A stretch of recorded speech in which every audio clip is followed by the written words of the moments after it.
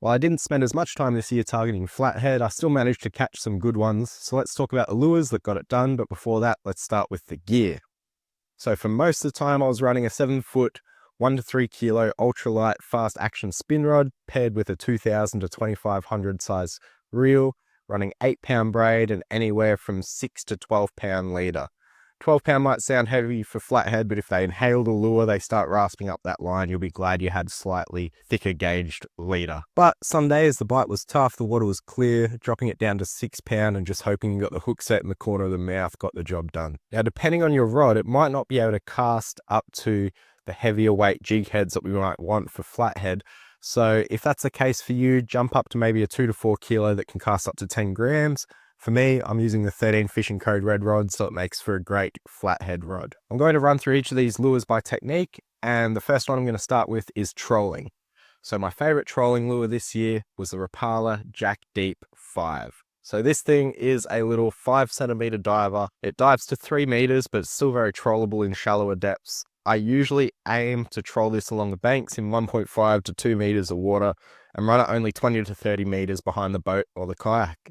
I always troll for flathead with the rod in hand so that I can feel what's going on, but also as you feel it digging in maybe a bit too much or there's a snag or something, you can drop that rod back, let the lure float back up slowly and then bring it back down into action. Usually 3 to 5 kilometers an hour is what I try to do when trolling, and my favorite colors have been this gold chrome color, Haymaker, and Glassy Gill UV.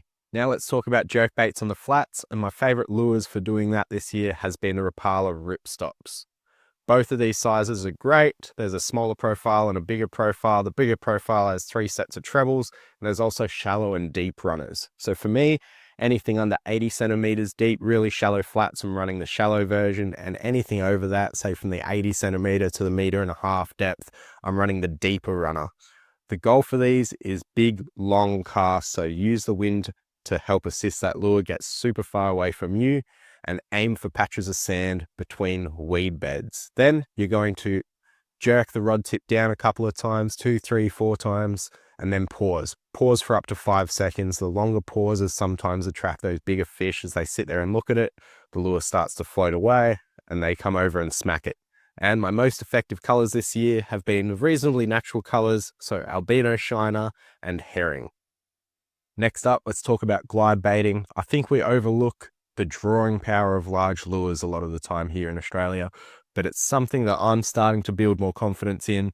And this year, this Rapala Super Shadow Rat Glide 11 absolutely built my confidence in throwing big lures for flathead. So for this, you are going to need a bigger setup. Don't throw this on your ultralight, you'll kill it. So for me, I run this on a medium heavy bait cast outfit, just to let me do these big 2-handed long casts and send this thing far away from the boat.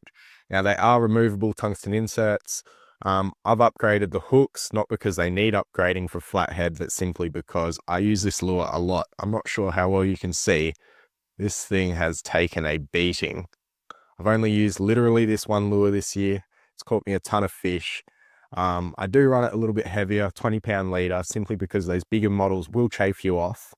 And also, these aren't cheap, so you don't want to be losing them. For me, with these slightly heavier hooks, I've removed the weight, and it has a similar fall to the lure out of the box now.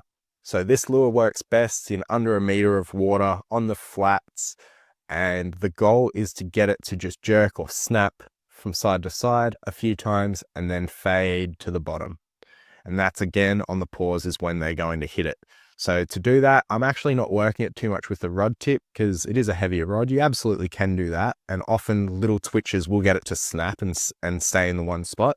But for me, covering ground on the flats, which is generally the name of the game for flathead, it's more of a quarter, half turn, and then pause with the bait cast reel.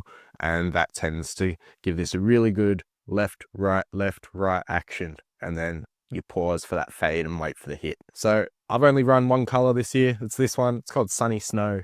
And for flathead, I usually change the tail out and use the chartreuse tail. They come with a couple of different tails. So just something I prefer for flathead. Now, I didn't catch any fish under 50 centimeters on this. I'm sure you would. There are greedy flathead out there. But for me, this was a great way just to go have some fun on the flats and catch some bigger models.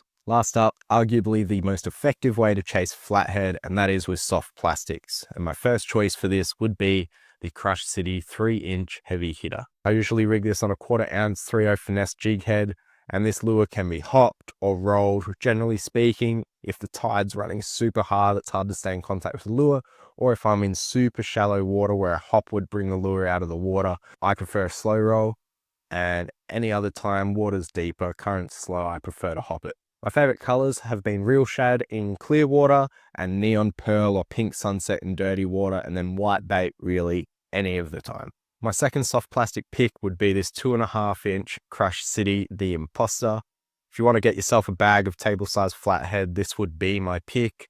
Rigged on a 1/12 to 1/6 ounce 1/0 VMC gripper jig head. That finesse hook is really important for this.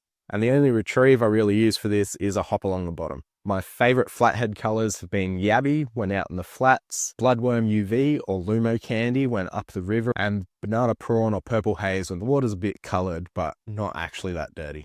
The final lure I want to talk about actually caught me the most flathead as well as the biggest flathead this year, and that is the Rapala Crush City 3.75-inch The Suspect.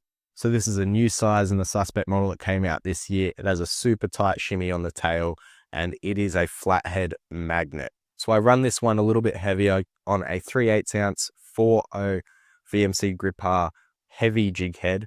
And for this, I essentially just hop it around. Absolutely, you can slow roll it. I've caught fish on the troll with this before.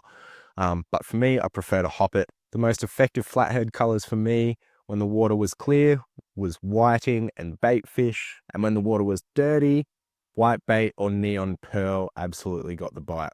So those were my most effective flathead lures for 2025. I hope this helps you get stuck into a few. Thanks for watching.